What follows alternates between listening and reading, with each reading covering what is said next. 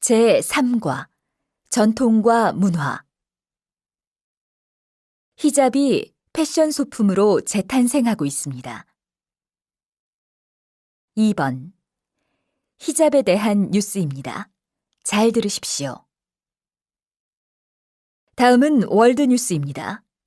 멀리 이집트 카이로에 나가 있는 정규진 특파원이 전해온 소식입니다.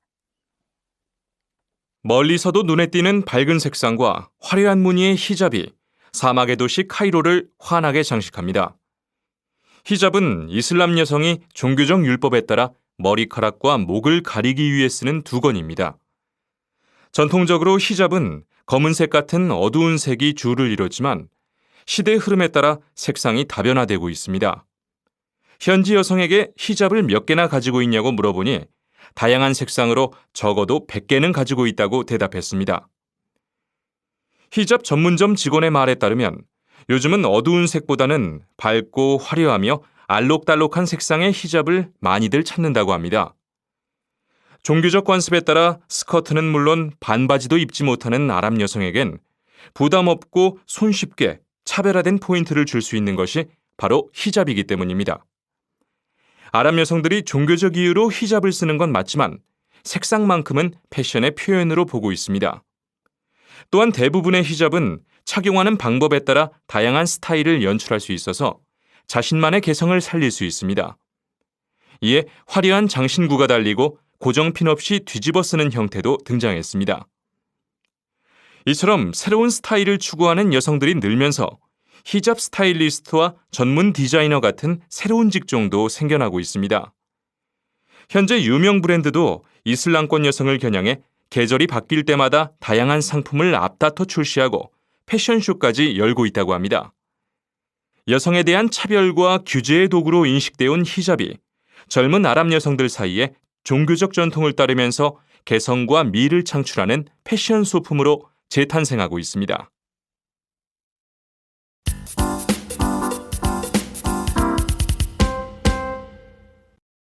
서울 한가운데를 흐르고 있는 청계천에는 다리가 몇 개 있을까요? 2번. 청계천의 역사에 대한 해설입니다. 잘 들으십시오.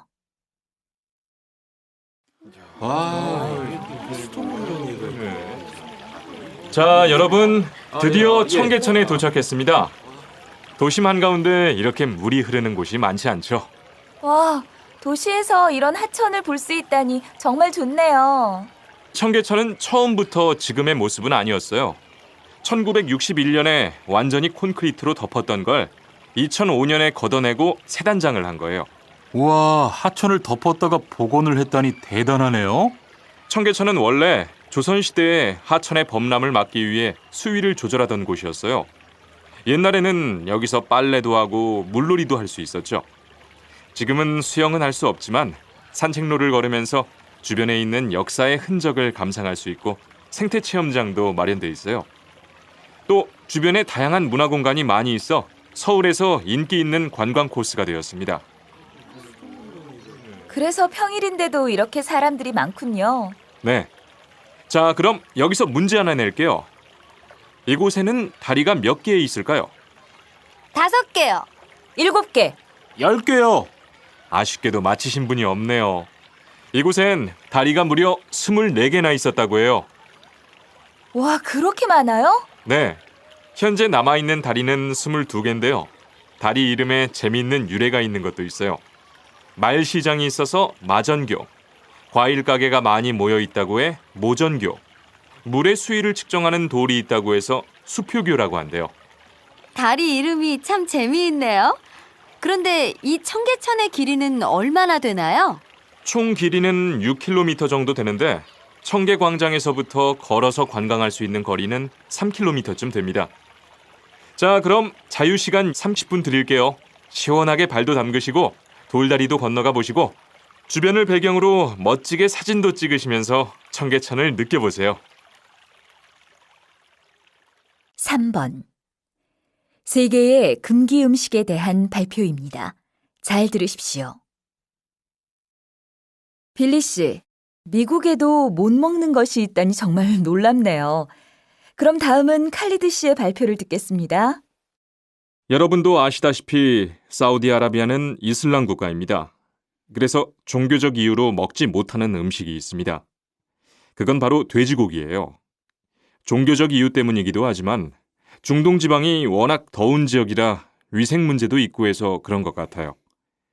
그런데 한국 음식에는 돼지고기가 들어간 게 많잖아요. 그래서 처음에는 많이 힘들었어요. 아, 여러분, 그거 아세요? 요즘 할랄 음식에 대한 관심이 이슬람 지역뿐만 아니라 전 세계로 뻗어나가고 있어요. 할랄은 신이 허락한 좋은 것이란 의미로 식재료 선별 과정이 엄격하고 위생적으로 우수해서 점점 인기가 많아지고 있습니다. 여러분도 기회가 되면 할랄 음식을 꼭 한번 먹어보세요. 그럼 여기까지 제 발표를 마치겠습니다. 감사합니다. 그럼 다음은 프랑스에서 온 다니엘 씨의 발표를 듣겠습니다. 여러분, 안녕하세요. 오늘 저는 유럽 음식에 대해서 이야기하려고 합니다. 보통 유럽에는 금기시하는 음식이 없을 거라고 생각하는데요. 우리도 안 먹는 음식이 있어요. 예를 들면 북유럽 민족은 문어와 오징어를 먹지 않아요. 그 이유 중 하나가 종교적 배경 때문이라는 말이 많아요. 유대교에서는 먹을 수 있는 수중 생물을 지느러미와 비늘이 있는 것으로 규정하거든요. 그래서 이 기준에 따라 문어와 오징어가 금기 음식이 된 겁니다. 그리고 북유럽 신화에 바이킹들을 무자비하게 죽이는 괴물의 모습이 마치 문어와 비슷해서 먹기를 꺼린다는 이야기도 있습니다. 하지만 저는 서유럽 사람이라서 문어와 오징어를 잘 먹어요. 특히 처음 한국에 와서 매운 오징어 볶음을 못 먹었는데 지금은 잘 먹어요. 감사합니다. 아, 유럽에도 종교적 이유로 못 먹는 음식이 있네요. 그럼 이어서 이브 씨의 발표를 듣겠습니다. 여러분 안녕하세요. 이브입니다. 제가 사는 아프리카 지역에도 금기시하는 음식이 있어요. 빌리 씨가 북아메리카 남서부의 인디언 부족은 생선을 기피한다고 했는데 이런 문화는 아프리카 동부 지역 일부 부족에서는 아직 남아 있습니다. 이 지역 주니족과 호피족은 물을 신성하게 여겨 생선 먹기를 꺼리는데 생선이 물의 신성함을 지니고 있다고 믿어서예요. 다른 어떤 부족은 생선을 더러운 물뱀이라고 생각해서 먹지 않아요. 똑같은 음식인데 지역에 따라 금기시하는 이유가 서로 다르네요. 여러분의 발표를 들어보니 종교적인 이유로 못 먹는 음식이 정말 많은 것 같습니다.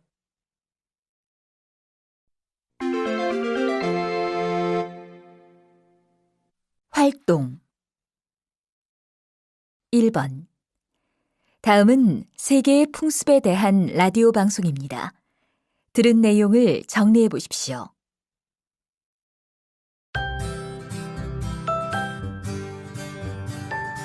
세계 각국을 여행하다 보면 문화적인 차이로 인해 웃지 못할 경험을 한두 번씩 하게 될 거예요.